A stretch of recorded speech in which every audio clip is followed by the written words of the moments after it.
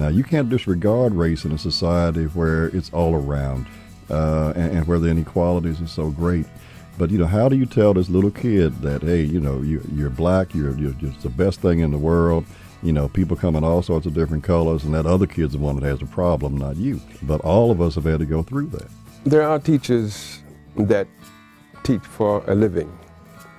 I've always felt that Blaine taught for a life, for our life. Not necessarily his life, but he's shared what he get here.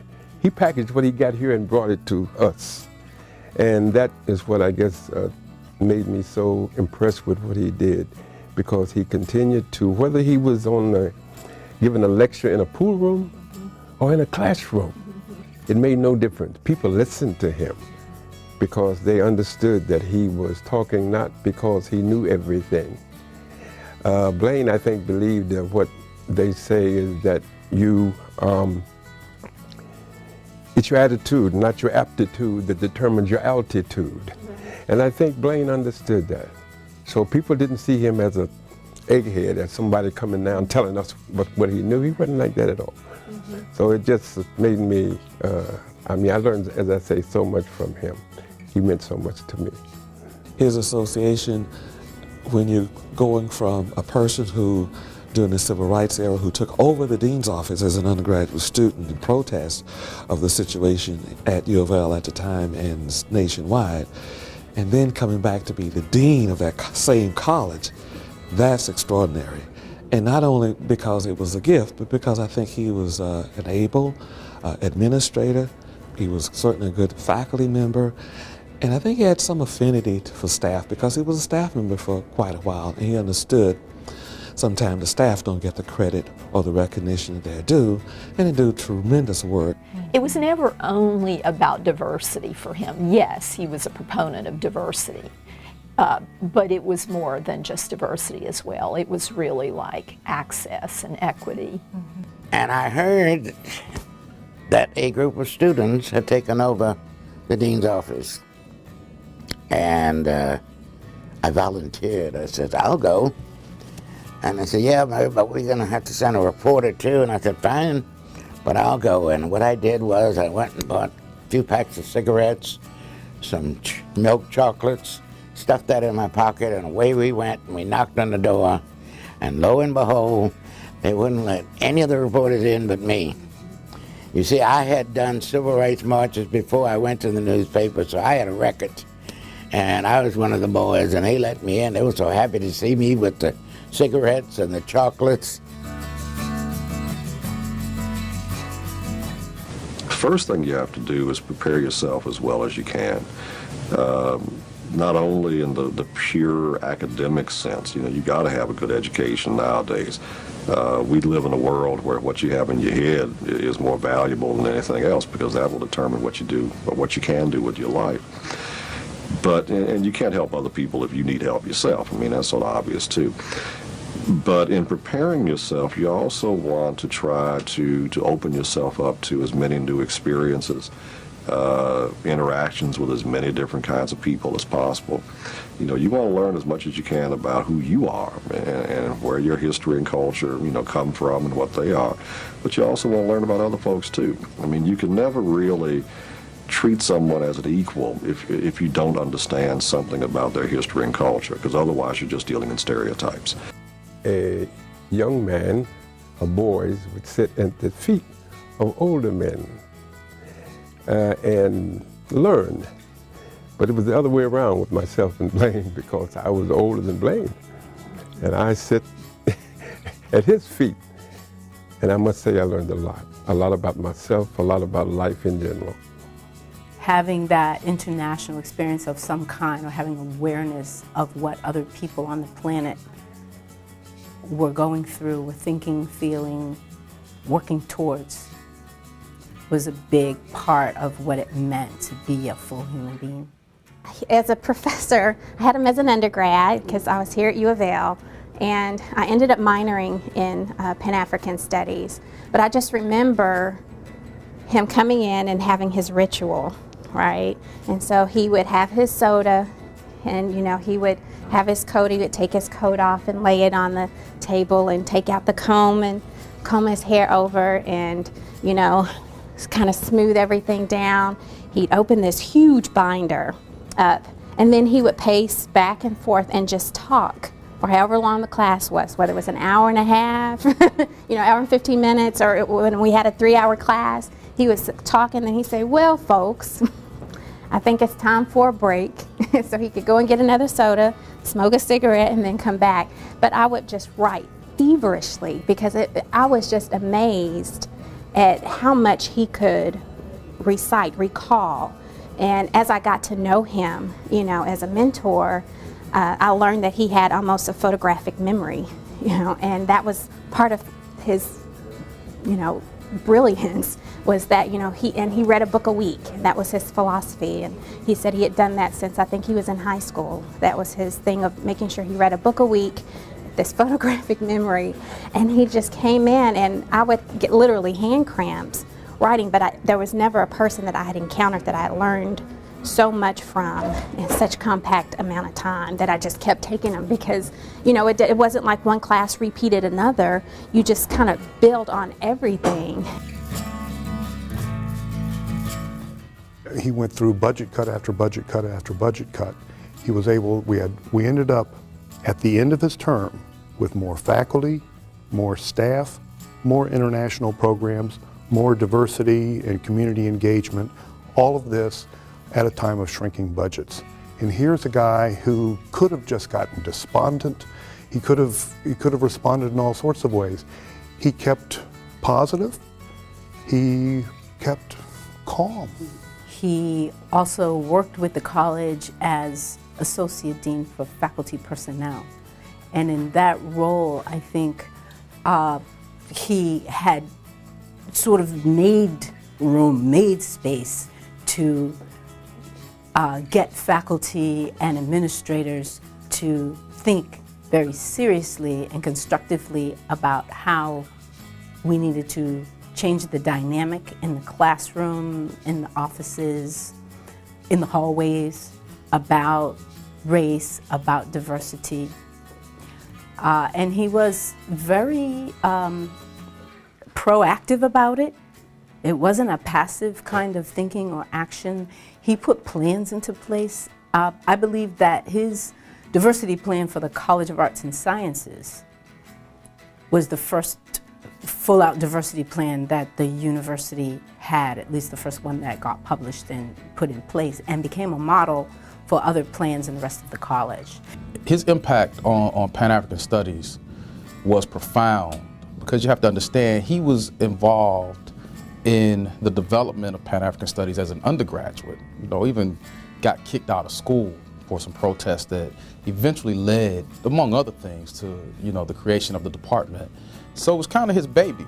And just like the city of Louisville that he loved so much, he was very dedicated to Pan-African Studies, dedicated to the development of faculty, dedicated to the development of a model that was different. I mean, we have a different model. A lot of Black Studies departments are overly reliant on historians and literature people. You know, Blaine was among the folk, and certainly there were others, Bob Douglas and people like that, Yvonne Jones, Susan Hurley, but he was certainly integral in a model that is pretty innovative, and eventually rose to the chairmanship of Pan-African Studies and led us very effectively for a while and was always concerned with our well-being. So he was a cornerstone of this department. As long as a person had potential, he was willing to tap into that.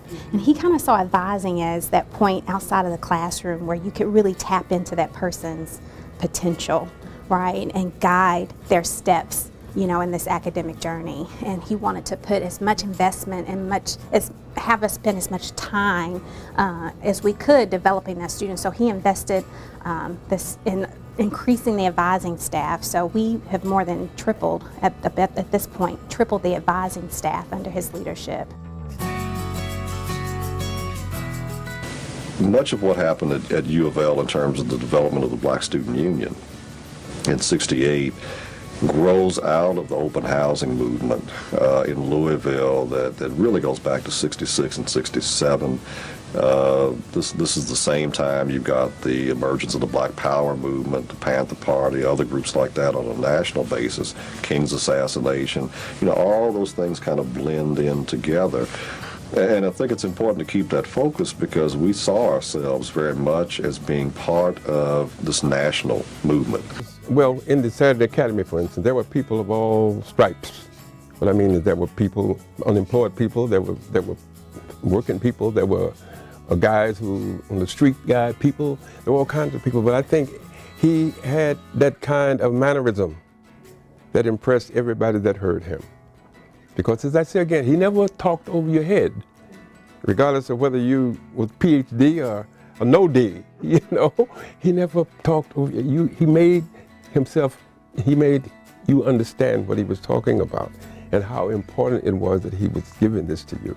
And he wasn't giving it to you like it was a gift. He was sharing with you. That's different. He wouldn't like to be singled out as this iconic, singular hero. He was heroic. He was extraordinary. He wasn't just ordinary in any sense.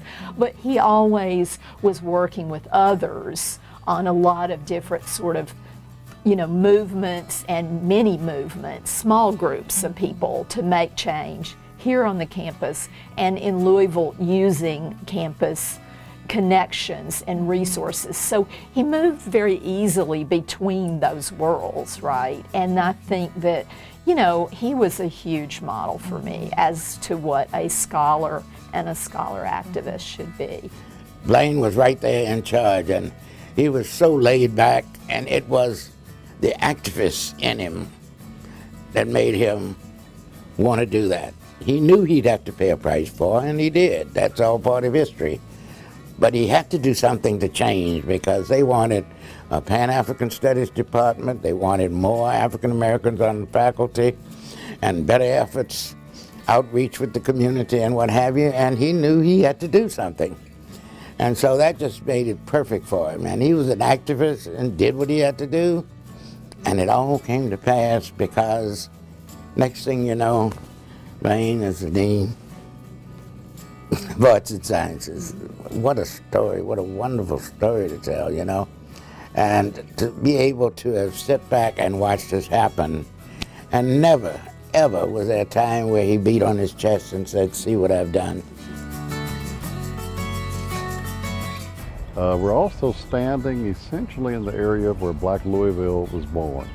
In the late 1820s, two young African Americans who had inherited a little bit of money were able to get a young white woman to actually sell them some property that was then on the outskirts of town. This is that property here going farther back up to about 7th Street. And of course, it's on this property that the free black community of Louisville took root. And the more we worked with Blaine, the more fun it became because we knew that Blaine had a history of being especially interested in history of African Americans, and especially history of African Americans in Louisville and in Kentucky. And Ann Braden said, if we're going to be working on this issue, it happened to be affirmative action and people's misunderstandings of what that was about. She said it's really important for us to understand the history of that. And she said, and the person to do that for us is Blaine Hudson. Mm-hmm. And he, among us, it wasn't like, oh, now here comes the scholar to, set us right. He was very much with us and supportive of what we were trying to do in terms of the community education. Mm-hmm. And to me, that expresses itself in a place like the Ann Braden Institute.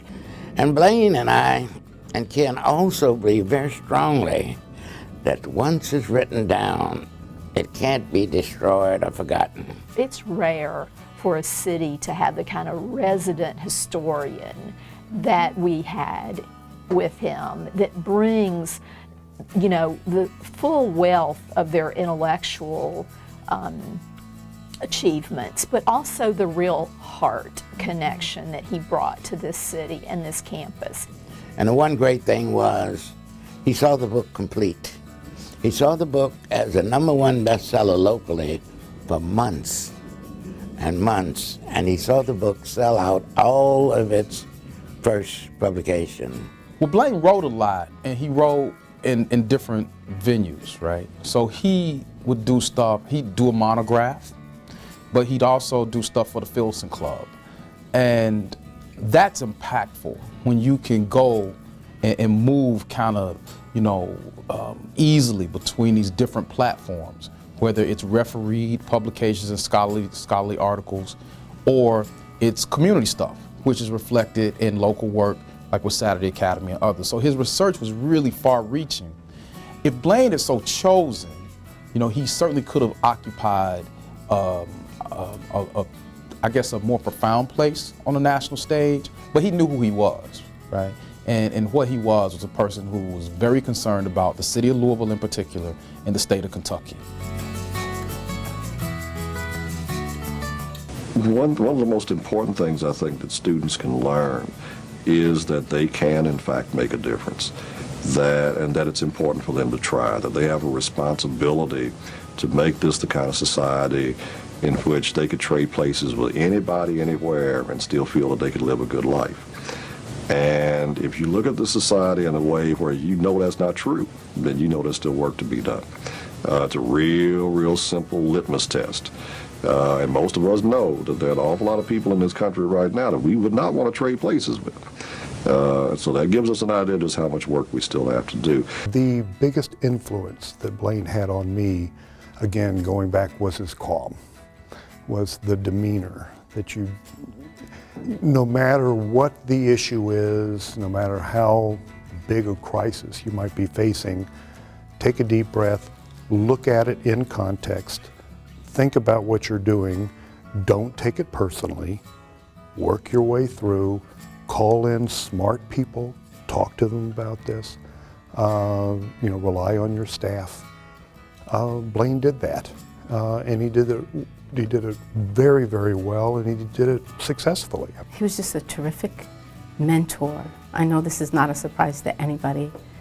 The longer he's been gone, the more I miss him, and the more I realize how much we all benefited from his presence here. Blaine helped me understand how to keep things in perspective. Another dean told me when I became chair the first time, he said, no matter what, don't let this job colonize your life. I think, there's some things when I was younger I get upset about that I don't anymore, and that's not just the years. A lot of that is directly from Blaine Hudson. We've sat down and he said, look, here's the end game here. Here's what this situation is really about. This over here, it's small potatoes and inconsequential. And so I'm able to see, bigger pictures a little bit better and play the long game a whole lot better because of Blaine Hudson. Now, I'm not as calm as him all the time, but I'm a little more calm, I guess. But he was incredibly strategic, and that's important. He was incredibly strategic professionally, and he was incredibly caring personally. So if I can get halfway to what he was, I think I'll be all right. Because Dr. Hudson wouldn't just say yes or no. That's not the way he would answer a question. He painted a picture, and then it was left to you to interpret what that meant, which, was actually flattering because he entrusted you.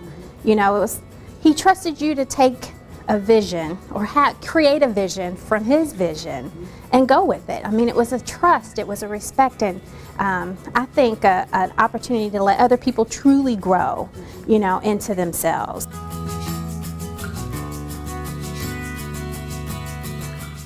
He also had, I think, this very powerful but gentle authority. It came through in his voice, in his demeanor. So rather than things getting polarized in challenging conversations, he had a way of anchoring us, and anchoring us both with the stories of those who had gone before for whom it was challenging work, but also just in helping us believe that more was possible. The phrase that comes to mind is remarkable calm. Blaine had a way of facing problems, anything from a crisis like a huge budget cut to a personnel issue, with context, contemplation, and again, remarkable calm. And he lived that, you know, just meeting the person where they are, whether it's a student, whether it's a staff, whether it's a faculty, understanding where they are and push them to their, you know, next level. Those of us who are still here must make sure that that voice is never silenced. And I think here on the university and across this city and across the state and across this country, we must make sure that we continue to hear what Blaine was saying and what he meant. I think it means a lot. Now, it's one thing for somebody to define you or to give you an identity. It's something else for you to define what your identity is on your own.